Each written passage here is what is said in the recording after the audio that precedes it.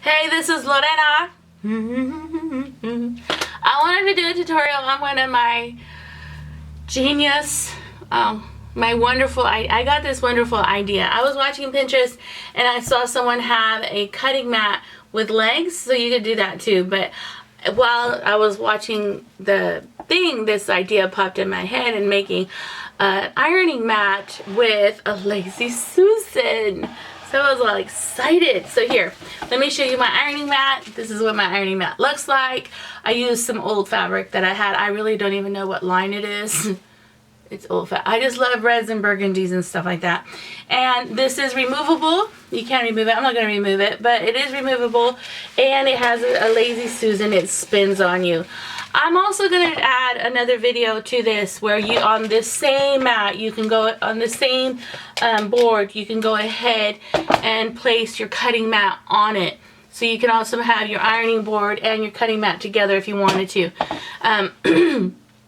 Or if you don't want to even do that, you can go ahead and make your own one of these and use it for your dining table to put your spices or your meals, and it spins on that table. They do have bigger circle pieces of wood of these if you're looking for something like that. So I just wanted to share this tutorial with you, and I really do hope you like it. Also, excuse the lighting. When I did this tutorial, I was filming at night. It's been kind of busy, real hectic with baseball season and stuff like that. So I just wanted to share that with you, and I hope that you like this tutorial. I'll see you in a little bit, okay? Bye. Bye.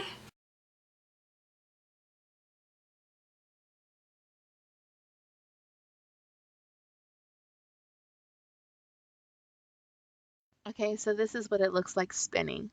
So let me tell you what you're going to need as your supplies. You are going to need that Craftmaster's board, a Lazy Susan, and a piece of wood. So here, this is what that Craftmaster's board looks like. It's 15 by 15. The Lazy Susan is 6 by 6. And I recommend a piece of wood at least a ½ inch bigger than your Lazy Susan. I got that insulator. It's something that helps hold heat or resist heat.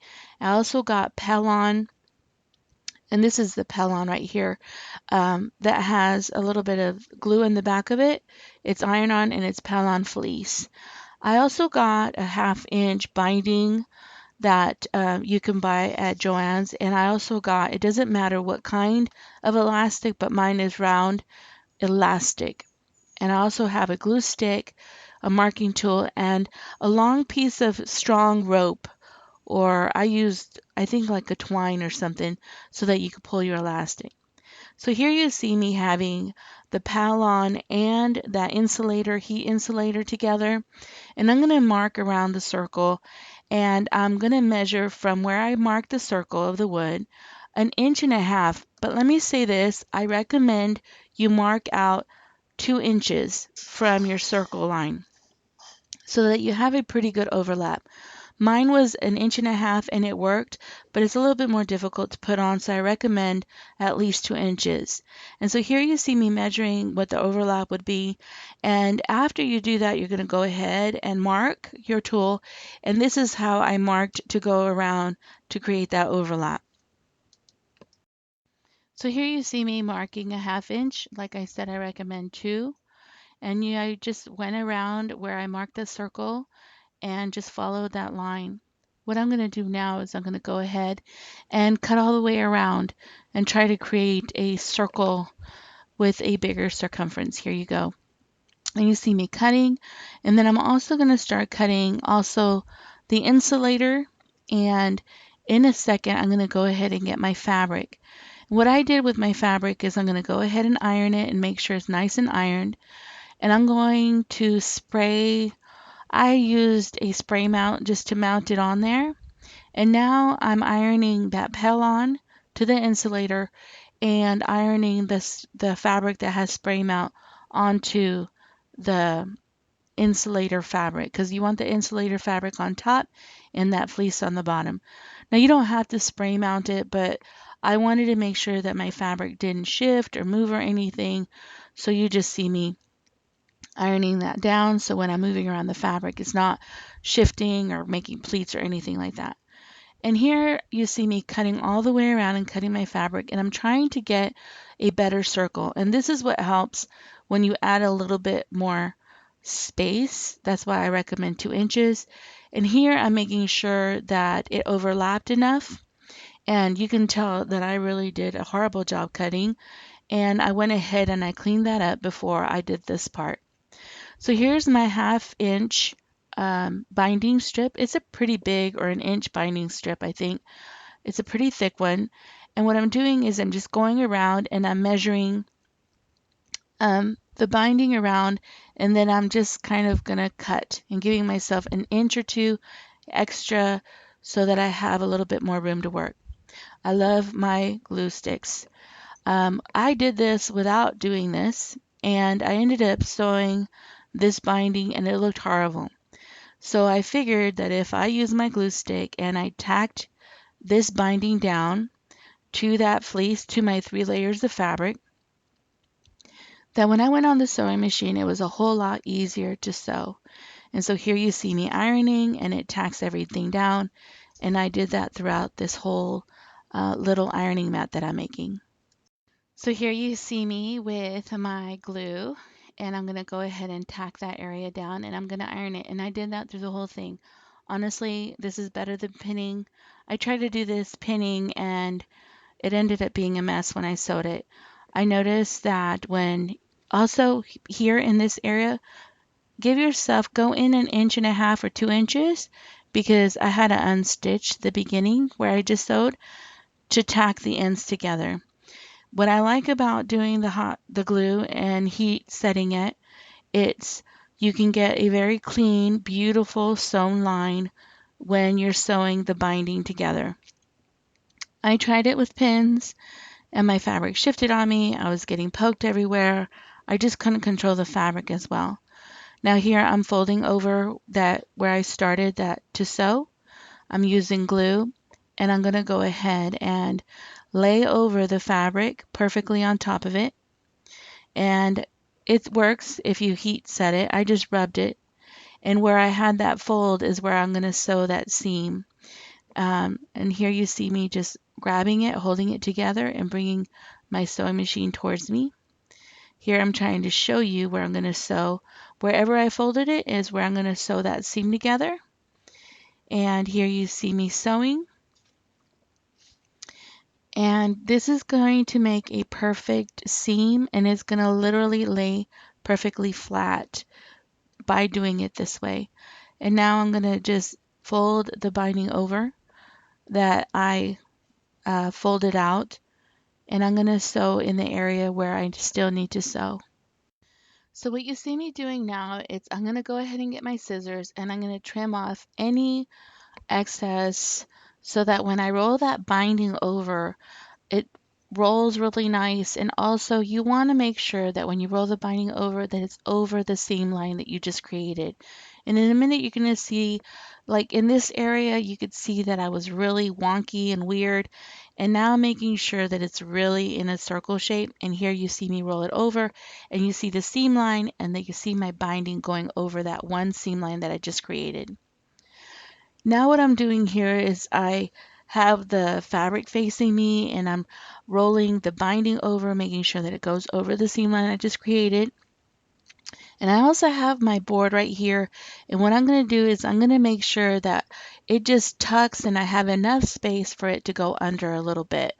This is why I recommend doing 2 inches, not 1.5 inches, because it was harder for me to tuck it, but it still worked. And so now here I have my twine or rope, just thin rope. I had it in a drawer somewhere. And this is going to help you get your elastic around. And I'll show you what I'm going to do. This is a trick I figured out in doing this.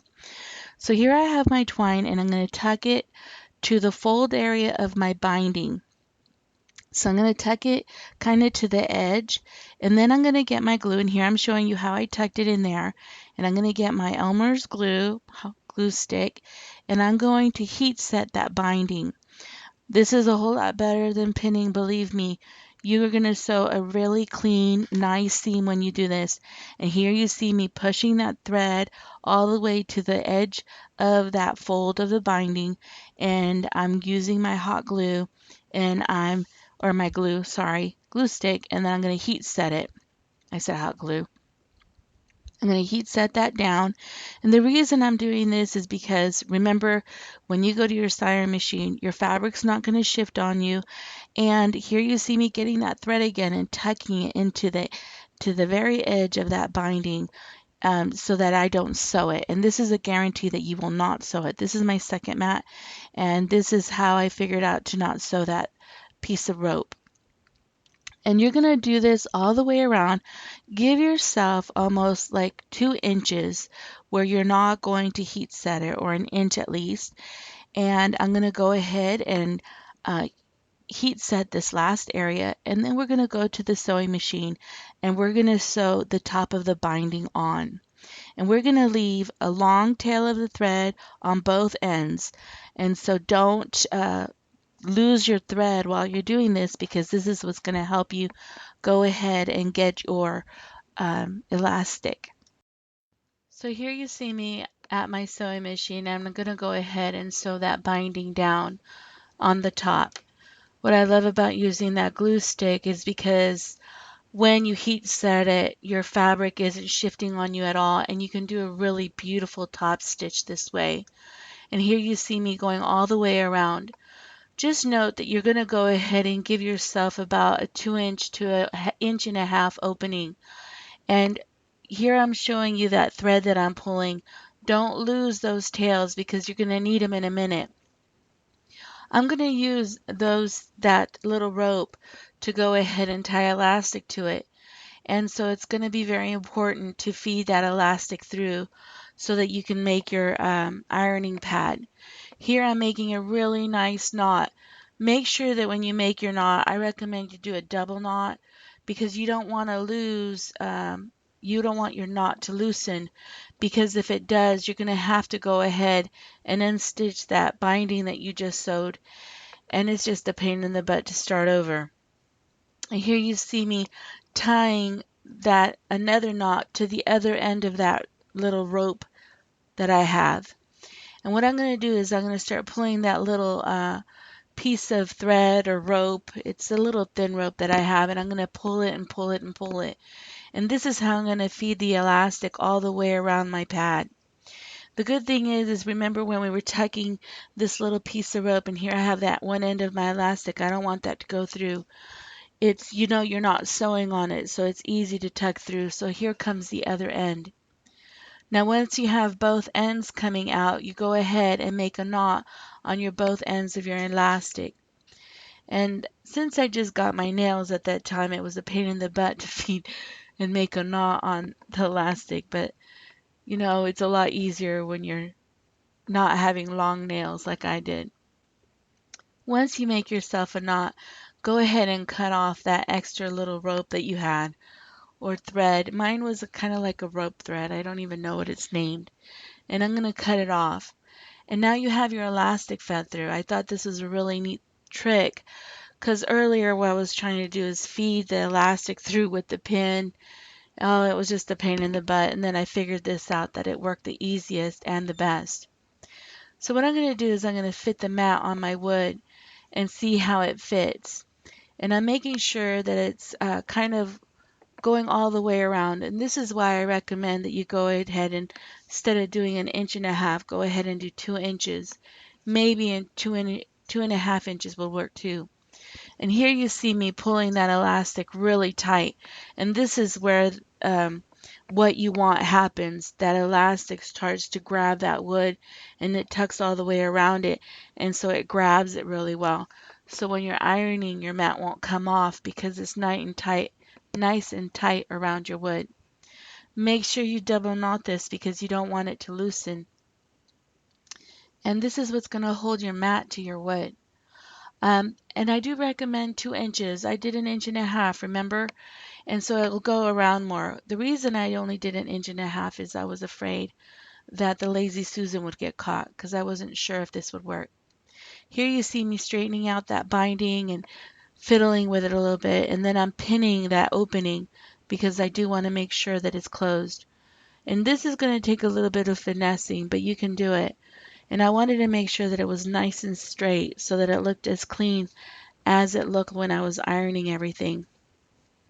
The neat thing is all you have to do is close that area shut, and I'm on my sewing machine, and I'm going to go ahead and just stitch all the way down. And I'm pulling, remember, because you pull that elastic, your mat is ruffling in together. And just pull your mat while you're doing this nice straight clean stitch.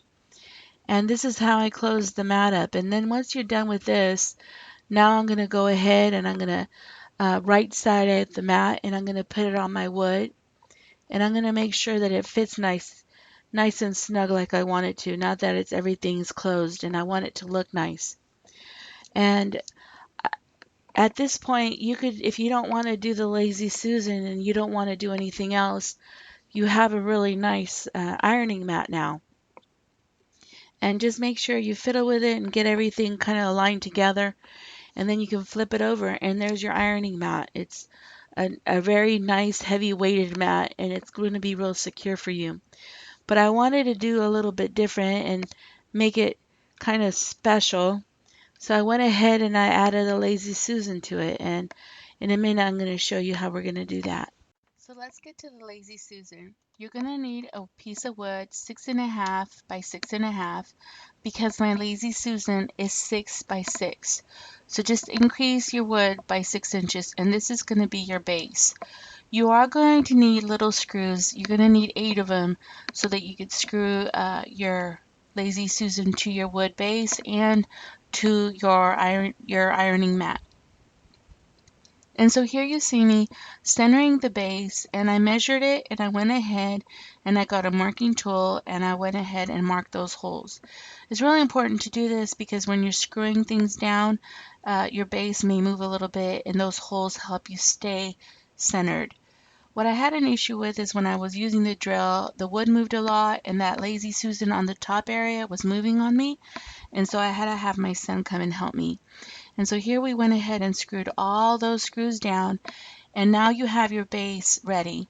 Do your base first, and then go ahead and start putting the lazy Susan on your wood form, which is my circle piece. And here we decided to go ahead and just use a screwdriver, a manual one, because the pine was a little bit easier to screw the screws into, and it was easier than using the drill because the drill was too fat for me to be able to do it with the drill. And here you see my son just screwing everything down, and we did that on all 4 areas. And that's how you see it spinning, and this is what it's like spinning with the wood on top with its base. Now here you see me have my ironing mat on top of it, and I'm ironing. And I'm going ahead and turning my pieces around. This way I don't have to lift them if I don't want to. And I just thought this was a really cool idea. Now, you don't have to do the lazy Susan, okay? But I just thought it would be something unique and different to do. I really do hope you like this tutorial. And also, I have another tutorial like this, but it has the cutting mat. Instead of having to buy a mat, you could make your own for less than $20. So I hope you like this tutorial, and I'll see you next time. Have a wonderful day.